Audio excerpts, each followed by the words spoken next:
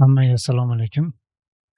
Bugungi darsimizda xatolar chiqqanda ko'rinadigan vyuni chiqaramiz, ya'ni xatoni o'zi chiqmaydi. Mana shunga o'xshab, balki chiroyli ko'rinishda xato bo'lganligini ko'rsatadigan view qilamiz. Batafsil ezib yana orqaga qaytib ko'ramiz va boshqa bizda yo'q so'rov jo'natib ko'ramiz. Boshqa ID kiritib, bunaqa ID yo'qligi haqida xabar chiqadi. Endi shularni chiroyliroq ko'rinishga keltiramiz.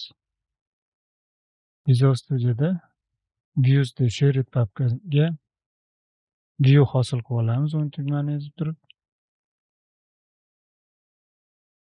Not found deb nom beramiz unga.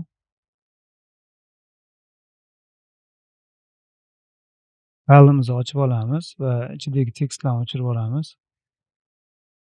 Code block hosil qilib turib, view data title'ga not found deb yozamiz.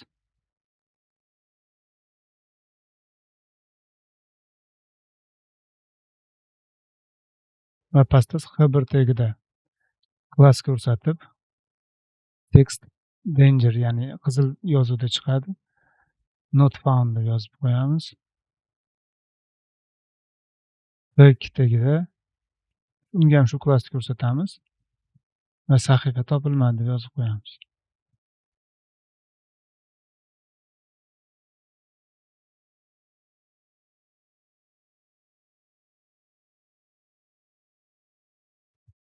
Kontrollerga kiramiz, Products kontrollerga. Details metodida not found degan o'rniga view not found deb ko'rsatib qo'yamiz. Tushiramiz.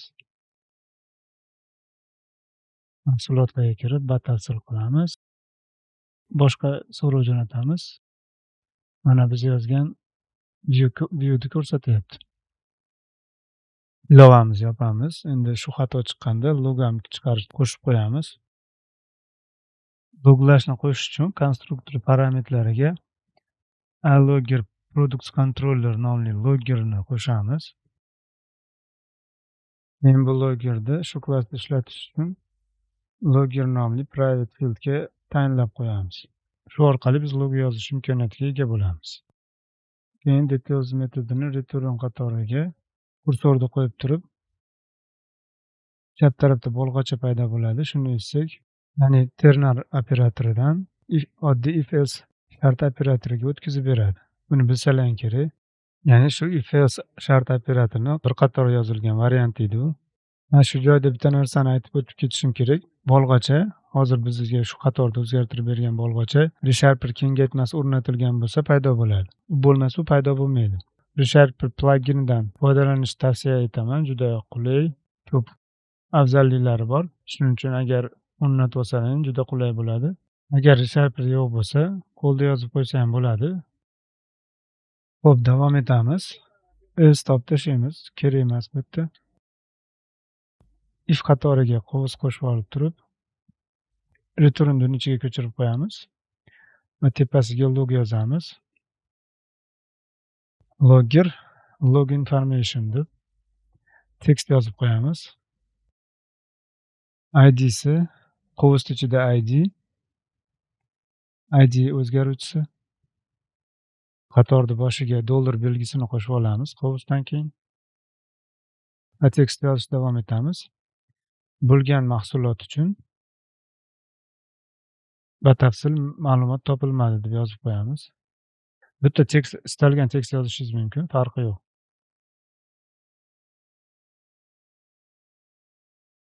Tekst yozib olgandan keyin uni ko'chirib olamiz pastdagi qatori bilan.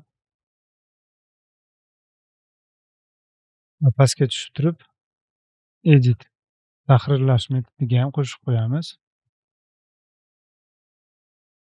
Birinchi if shartli belgisidagi view o'rniga shu qatorimizni qo'shib qo'yamiz. Va tekstni o'zgartirib qo'yamiz.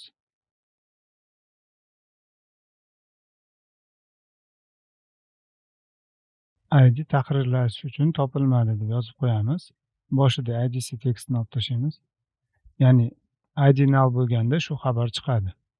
Undan keyin pastdagi if ichiga ham tashlab qo'yamiz ko'chirilgan qatorlarni. faqat tekstini o'zgartirib qo'yamiz. Tahrirlash uchun ID bo'lgan mahsulot uchun ma'lumot topilmadi yozib qo'yamiz. Tekstimizni o'zgartirib olgandan keyin ishga tushirsak ham bo'ladi. Ilovamiz ishga tushgandan keyin mahsulotlarga kiramiz. Tahrirlashni yozamiz va tepaga so'rovlar qatoriga boshqa IDni yozib ko'ramiz. 1 ni o'rniga 15 yozdim va bizni not found view oynamiz chiqdi. Orqaga qaytib batafsilda ham tekshirib ko'ramiz. Batafsilga kiramiz va unda ham so'rovlar qatoriga boshqa son yozib ko'raman. Mana bunda ham o'sha not found views chiqyapti va bizda terminal o'yinida xabarlar chiqadi. Ya'ni biz yozgan loglarda teksti chiqadi. Mana bugungi darsimizda not found oynasini qo'shdik. Ozgina loglashga tekst qo'shdik. Bugungi darsimizga hozircha shu. Keyingi darslarda ko'rishguncha xayr, sog' bo'ling.